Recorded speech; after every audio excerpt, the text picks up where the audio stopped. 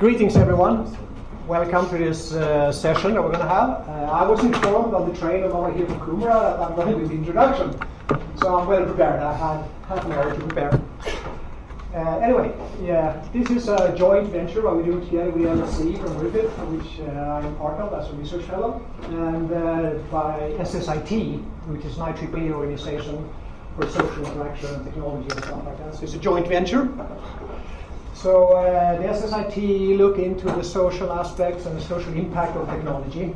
We do a lot of research into AI, robotics, IoT. There's a wide range of things that ties into mobile technology. There's also the fact of security. We do human rights stuff, things like that. We work on projects with the Australian government where we have had material put together for presentations around human rights and sharing data. I'm a European. I know about the GDPR very well. I'm an EU lawyer. So I know that inside and out if somebody needs to ask questions, but that's not for today. Anyway, when you come into those areas, talk about security, and everybody's heard about American election, I suppose, and how they got their president, the Trump card that they have right now. I have friends in the US who have different opinions on the fortune of that Trump card, and I'll leave it at that, but it's interesting. But there's been a lot of discussions about the Mueller investigation, about cybersecurity, what's happened, what's going on. Even in the current midterm election, there's been discussion about cybersecurity. What's going on, have there been hackings, have there been interference with election results. So I present to you Dr. Samuli Haataja from Griffith, from the law school, who has done a lot of research in the area of cybersecurity in the 2016 election. I hope you'll enjoy today's session. And I'm sure Samuli will love to have some interesting questions at the end of it too. Thank you very much. Welcome, Samuli. Thanks, Morgan. Thanks for the introduction, and again, thanks for everyone for coming here tonight. Thanks also to SSIT as well as the Law Future Centre, nice banner here, for putting together this event. So tonight I'll be just talking about cyber attacks and international law, obviously with a focus on the Russian interference in the US presidential election in 2016. This is really an extension of my PhD research, so it's an additional case study that I've written for my book. But tonight I want to talk about the incident, firstly just on a general level in terms of what happened, as well as on a technical level, what occurred, then some of the problems around this incident and existing international law in this context, and then finally I'll conclude briefly by touching on how I approach this incident in my own book. So I'll talk about the particular aspects of the Russian activity soon, but just as a general overview, so during the 2016 presidential election, the Democratic National Committee, or DNC's networks, were compromised by two actors with links to Russia. Then thousands of emails considered detrimental to the Clinton campaign were released to the public through WikiLeaks, for example. And this was combined with a quite extensive social media campaign that sought to influence the views of US voters. There were also efforts to compromise the electoral systems in a number of US states, but none of the computers involved in vote counting were actually ever compromised. And according to US intelligence agencies, Russia was behind this incident, so was responsible. So this extract is just from a declassified report by the US intelligence community. So there they maintain that, okay, it was Russian President Vladimir Putin who ordered this campaign. Russia's goals were to undermine public faith in the US democratic process, denigrate Secretary Clinton, and harm her electability and potential presidency. So US intelligence agencies have maintained quite firmly and strongly that, yes, it was Russia. Their goal was to undermine Clinton's chance of winning the election, as they had developed a preference for Donald Trump. But looking now at each of the activities in a bit more detail of what actually happened. So the so-called Dnc Hack, this is the Russian actors obtaining unauthorized access to the Democratic Party's networks. Here we have APT, or Advanced Persistent Threat 29 and 28, nicknamed Cozy Bear and Fancy Bear by the cybersecurity company that was investigating the DNC incident. So both of these actors have been linked to Russia. Cozy Bear is understood to have been responsible for a breach in mid-2015, and it's been linked to Russia's main military intelligence agency, the GRU, whereas Fancy Bear worked for a separate intelligence agency, the Russia's equivalent of the FBI, and they were responsible for a separate breach in mid-2016. Both these actors made use of what are called spear phishing attacks. Spear phishing is a form of social engineering involving targeted emails at those affiliated with particular organizations with the aim of misleading those human users into activating malicious links or providing their user credentials to the attackers. And both these actors were known to have used these methods in the past. This is just to illustrate what Fancy Bear in particular did. Grizzly Step, there in the red, that's the US government's name for these actors. So again, the sort of bear thematic is quite strong. What they did, as you can see in that grey space, so crafting these emails with malicious links, which were then sent to the recipients, so staff members of the DNC. Where successful, those people would then click on the link, which would take them to, let's say, a website that appeared legitimate. There they would provide their user credentials or log into that website and unknowingly provide their user credentials to the attackers. That then allowed them to actually access the targeted computer systems. What they did then was install malicious software on those systems, which allowed them to essentially do whatever they wanted on those systems. They then gathered data from those systems and exfiltrated that data away from those systems. Just to illustrate one of those spear phishing emails that was used, this was to John Podesta, chairman of Hillary Clinton's presidential campaign. So on the left you can see an example of this email, again crafted to appear as if it's from Google. So, hi John, someone in Ukraine has your password basically, please change your password immediately. Then on the right you have an email from the DNC's IT guy to John Podesta's chief of staff, Sarah Latham. So it's informing Sarah that this is a legitimate email, that John needs to change his password immediately. To do so, he should click on this link. Unfortunately, John did not click on that link. He clicked on the link then in that illegitimate email, which then provided the Russians with his user credentials. There's an interview with the New York Times with this IT guy, and he maintains that it was a typo. It was meant to say this is an illegitimate email, but who knows. So that's sort of what happened to John Podesta. And as a result of that, tens of thousands of emails and files from John Podesta's personal account were then obtained.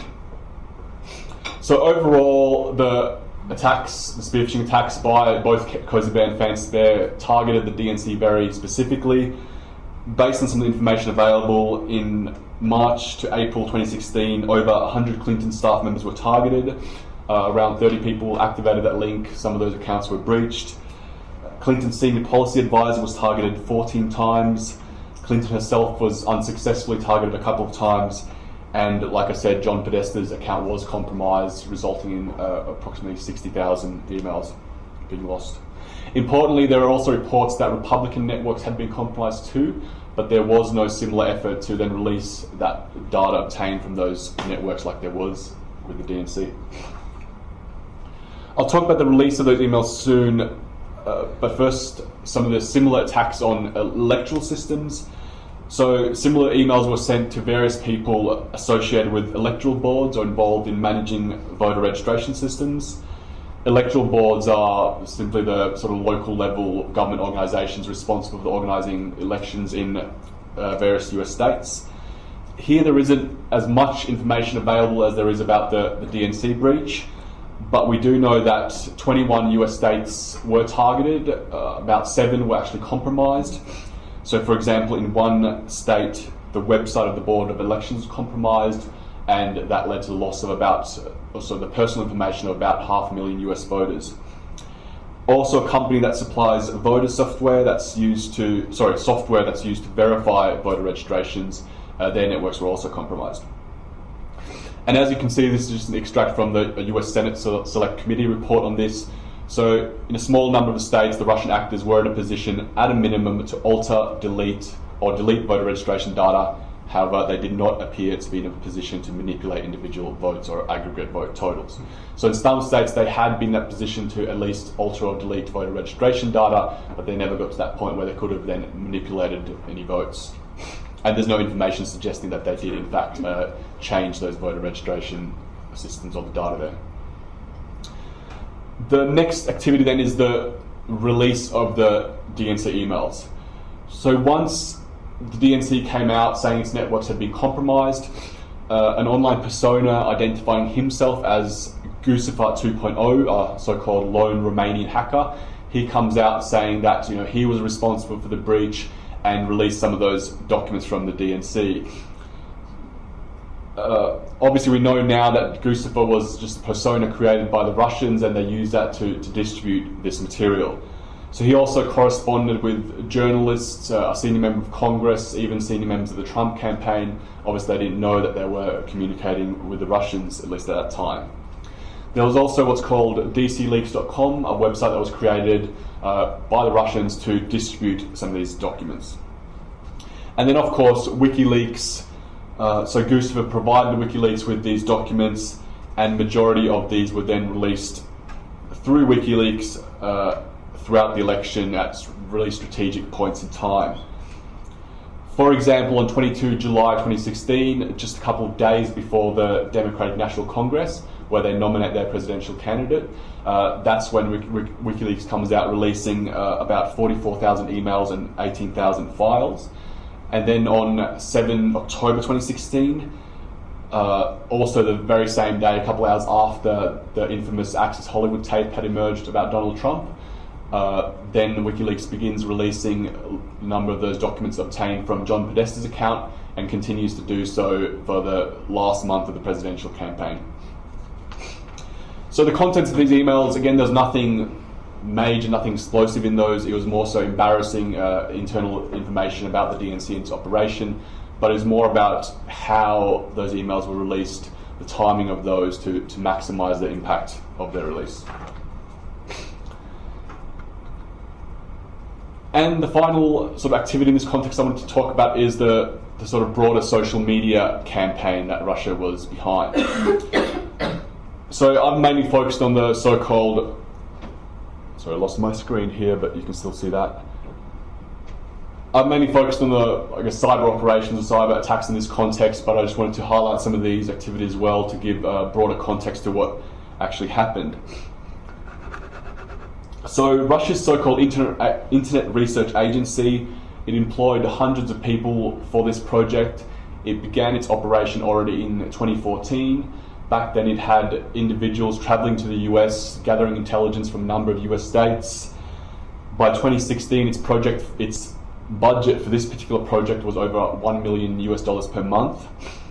What it did, so they operated various social media accounts and groups and claimed that these were run by US activists.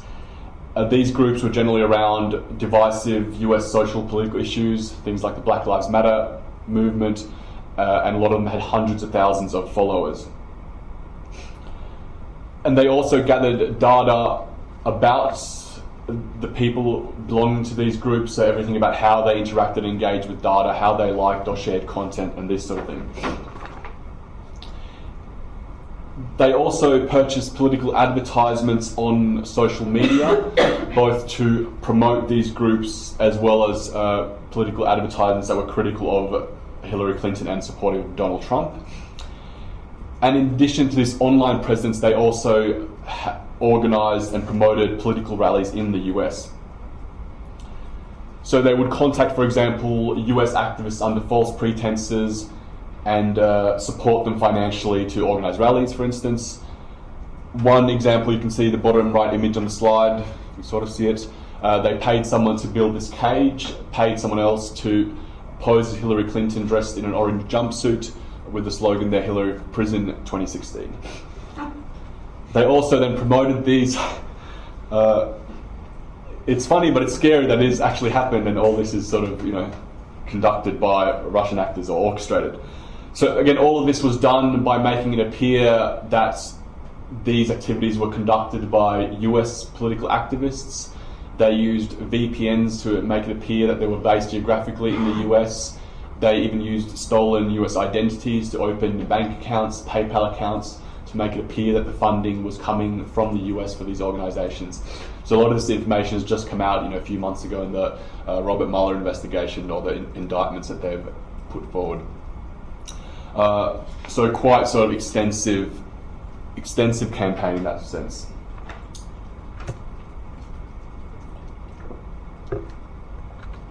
So I guess just to summarise, so we had the Dnc hack, the compromising of the DNC networks, similar attacks against electoral systems in a number of states, then the release of these emails as well as this broader social media campaign. US intelligence agencies haven't sort of taken a position as to whether or not these activities had an impact on the election outcome, but most people argue that you can't really ignore that there would have been some impact, but again that's something that's really hard to measure. But what I want to talk about in relation to this incident is in terms of the international law in this context, in relation to cyber attacks and some of the particular issues that arise with this incident. And part of the problem in this cyberspace context is that there's not much in terms of international law that states have agreed to. For example, while there is what's called the Cybercrime Convention that applies to private criminal activities, doesn't apply to state behaviour. And even in relation to existing international law, there are debates about how and whether some of these principles apply in the cyberspace context. Though there are increasing efforts to develop norms of behaviour in this context. Some of you might have heard of the Paris call for trust and security in cyberspace, just from a couple of weeks ago. Some states have come forth outlining their position, their legal position as to how they see international law applying to cyberspace. So there's definitely developing in this area, but there's no sort of treaty or other hard law as such, at least yet. But one useful thing that we do have is what's called the Talon Manual on the international law applicable to cyber operations. So this is a work by a group of international legal experts about how existing law applies to state activities in cyberspace. So it's the second version of the Talon Manual. In the second version, states were also invited to be involved in the drafting process. So while this isn't necessarily hard law, these sort of views or the position as the view interpretation as how these rules apply in the cyber context would definitely inform the views of many legal advisors to states around the world. So for our purposes, there's 3 rules or principles that I want to discuss tonight in relation to this incident. And those are, as you can see on the slide, sovereignty, non-intervention, and use of force. Sovereignty as a legal principle can be understood in various ways.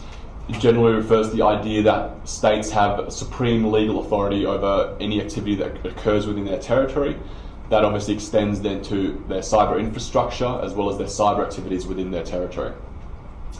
And because of the sovereignty of a state, they can also freely engage in cyber activities beyond their territory or outside their territory, provided those activities are consistent with their international legal obligations. So according to Rule 4, a state must not conduct cyber operations that violate the sovereignty of another state. The violation of sovereignty in this context is seen to occur where a state uses cyber means to somehow prevent or disregard another state's sovereign rights or the exercise of those rights. Non-intervention principle is a similar principle. It's related to sovereignty. It embodies the idea that states cannot use methods of coercion to intervene in each other's affairs. So it's more than just a violation of sovereignty, it has that sort of element of coercion as well. Rule 66 simply provides that a state must not intervene, including by cyber means, in the internal or external affairs of another state. And finally, in relation to use of force, Rule 68 there, which is just the rewording of the UN Charter, Article 2.4, which prohibits states from using force. So here it just simply says that a cyber operation that essentially amounts to a use of force is considered unlawful. So in the cyber context, at least where cyber attacks are similar to use of traditional armed force, so states using, let's say, artillery, tanks, guns, kinetic weapons to cause physical damage, physical destruction, injury, harm to human beings, then those sort of activities, yes, it can clearly amount to a use of force. If cyber attacks cause similar effects, then they can also be likened to uses of force. In terms of the relationship between these principles, there is overlap. So obviously a use of force will also generally amount to an intervention as well as a violation of sovereignty. But one of the important reasons why it's important to distinguish between these principles is in relation to the legally permitted responses that states can take in response to violations of these different principles. For example, if a cyber attack only is considered to amount to a violation of sovereignty or non-intervention, so then a state can use non-enforceable countermeasures in response. whereas if a cyber attack would constitute use of force and also rise to the level of an armed attack, then that can trigger a state's right to respond in self-defense. So that's just those principles on a general level in the cyber context, but looking now at, I guess, how they translate, or how the Russian activities during the US election sort of map onto these principles. So with sovereignty, according to the Talon Manual, there's two different bases on which a violation of sovereignty can be established. One is where there's a degree of intrusion into a state's territorial integrity. This is generally clear where a cyber attack causes some sort of physical damage to computer systems, so computer hardware breaks down, for instance, let's say a printer fire, or there's a loss of functionality of systems. So a cyber attack that causes this computer to malfunction or not work properly, those would, under the Talon Manual approach, be seen as violations of sovereignty. However, where they fall below those sort of thresholds, so where they don't have any or result in any loss of functionality of systems, then generally that wouldn't be seen as a violation of sovereignty. More so in the realm of espionage, which legally speaking under international law isn't really prohibited. In relation to Russia's activities then, there was no physical damage caused to any computer systems, there was no loss of functionality caused to any of those computer systems. So for example, while the electoral systems computers were accessed in a number of states and they were in a position to alter or manipulate that data, they never actually changed any of that data, so there was no loss of functionality of those systems. In relation to the Dnc hack, so unauthorized access to the Dnc networks, there perhaps you could argue that because they also installed malicious software on those computers, which allowed them to monitor keystrokes, access webcams, microphones, essentially do whatever they wanted on those computers, you could argue that they undermined, I guess, the full access and control over those systems, and therefore went beyond just espionage and perhaps amounted to a violation of sovereignty. The second possible basis for a violation of sovereignty, again according to the Talon Manual, is where there's a interference with an inherently governmental function of a state. Again, in relation to this incident, you can clearly see that the conduct of elections are an inherently governmental function of the United States, and by interfering with this process, so again by compromising DNC networks, obtaining information from those networks, releasing it strategically in an effort to undermine one candidate's electability, as well as that extensive social media campaign. So collectively you could look at those actions and argue that it amounted to a violation of sovereignty on that basis. Non-intervention principle, or this question of whether it amounted to a prohibited intervention. So here you need two elements. One, that there's an interference with the internal affairs of a state, so things that they can decide on independently by virtue of their sovereignty. And second, it has to involve a degree of coercion to affect those choices.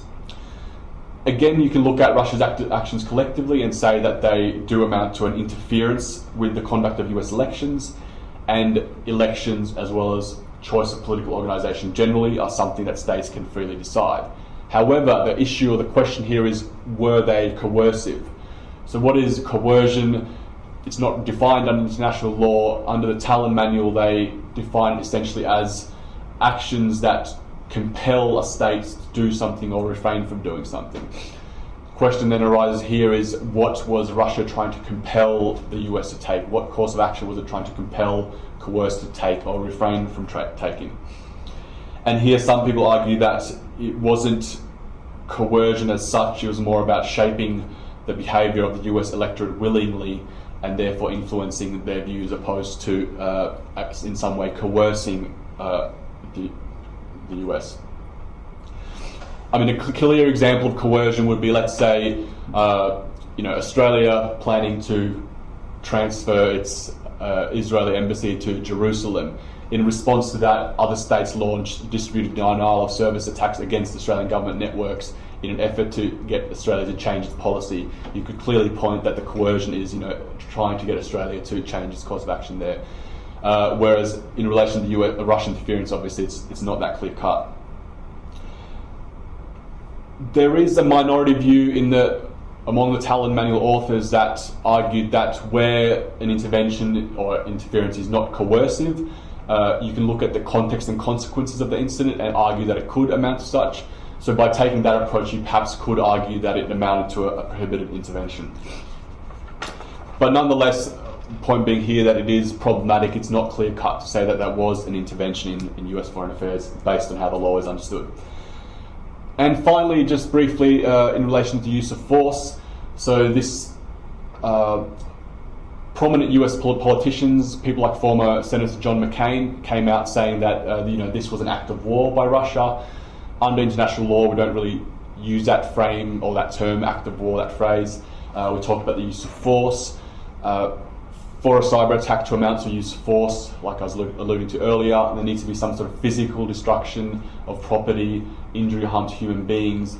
There was nothing like that in the Russian interference incident, so it'd be very difficult to argue that it would amount to a use of force, at least under existing law. And also by that means, a use of force would have to rise to the level of an armed attack for a state to actually be able to respond in self-defense. So most argue that no, it wouldn't amount to a use of force by any means. So what to then make of this incident in relation to international law in this context? In many ways it is a problematic case study to look at. So it seems to go, like I said, beyond just traditional espionage. While it might seem like a sort of very clear-cut case of an intervention, if you look at the law closely, at least how it's understood to apply to these sort of incidents, then it's really tricky to point to that sort of coercive element there to establish a violation of the non-intervention principle. The US also hasn't characterised this incident as a violation of international law. So while there have been sanctions and criminal charges against a number of the individuals involved here, the Obama administration, for instance, came out saying or describing it as a violation of international norms of behaviour, so opposed to describing it as a violation of international law. Others have also highlighted the problematic nature of this incident, how it doesn't really fit in with any of these legal principles. Fleur Johns and Annalise Riles there in the first quote describe it as a fascinating case study for public international law that fits awkwardly, if at all, into the rubric of interstate conflict with which the law has long grappled. And Michael Schmidt there in the second quote depicts it as another example of Russia's proficiency at exploiting the grey zones of international law. So he uses this concept, grey zones, to refer to areas of law where the rules are poorly demarcated or there's competing interpretations about those rules. So in relation to Russia's activities here, they exploited the sort of uncertainty around some of these legal principles and how they apply to the cyber context, and obviously did so clearly that it wouldn't sort of amount to a violation of those principles. That's his argument. So what I want to do in this seminar is obviously mainly just talk about what happened in the incident in terms of generally as well as on a technical level, how this raised a lot of problems for international law, at least on a doctrinal level.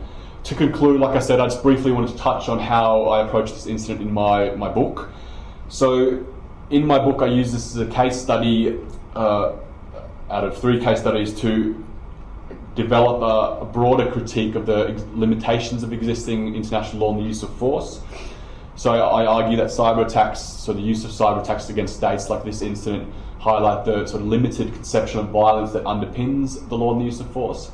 So what I mean by that is that the law and use of force assumes this sort of traditional conception of violence. So again, thinks armies, kinetic weapons, artillery, tanks, bloody violence and death and destruction, that type of violence, whereas cyber attacks like this incident highlights sort of, I guess, push us to think about different forms of violence, or whether there's new forms of violence that can harm states in different ways. So in the cyber context of my book, I argue that we need an expanded conception of violence in this context. So there I draw on the theory of information ethics, both to develop this critique as well as to develop what I term an informational approach to thinking about the state as well as the harm that cyber attacks can cause to the state. So in relation to the US election then, we can think about how through these attacks against the Democratic National Committee, similar attacks against electoral boards, as well as the strategic release of information obtained from DNC networks, Russia's actions sought to undermine the interaction between human voters, the voting system, as well as the electoral process, and therefore disrupt the operation of that electoral process, which in turn is essential to the functioning of the United States as a democratic system of government, and in doing so amounted to a form of informational violence against the US. So in essence, I guess the crux of my argument is that we need to take the non-material, non-physical effects of cyber attacks more seriously, but that's something that you can read about in my book if you're interested. So it comes out next January if you're interested. All right, but otherwise that's all from me, so happy to answer any questions or hear any comments that you might have.